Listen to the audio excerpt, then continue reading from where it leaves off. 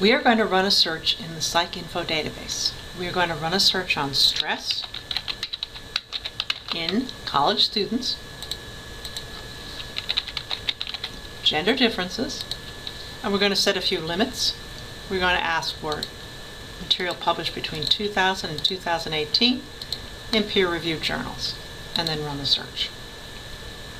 We're going to get 425 search results, and as we go through the list, we will notice that in some cases the full text PDF appears to be attached.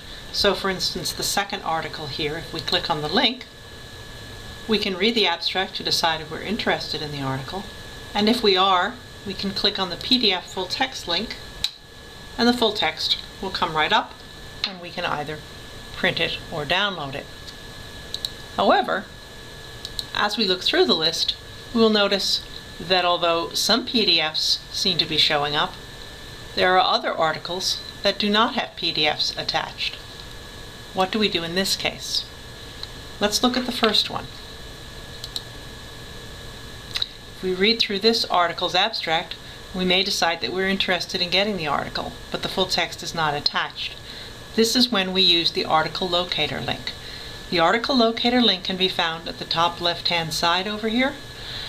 Sometimes you will see the words Article Locator at LaSalle by themselves. Other times you will simply see the blue icon with the magnifying glass on it, and in other cases you will see both.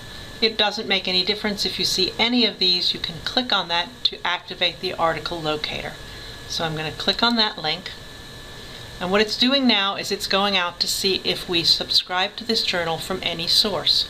If you see a page like this where it says to click on this link to open the resource in a new window, do exactly that. So we click on the link, and the article comes up. We get it from Sage Journals, and if I want to view it, all I need to do is click on Download PDF, and the full text of the article shows up, and I can print or download it.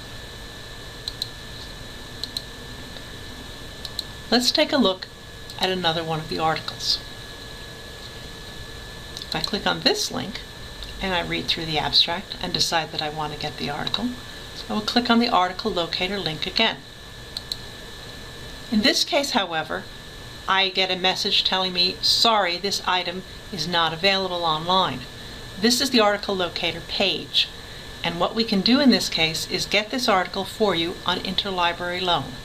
If we click on Request through Interlibrary Loan, we will now get a page where you need to log in. Log in with your name and your library's barcode or your library's ID number, or the LaSalle ID number. Either one will work. Click on Submit, and you will get a fully filled out form.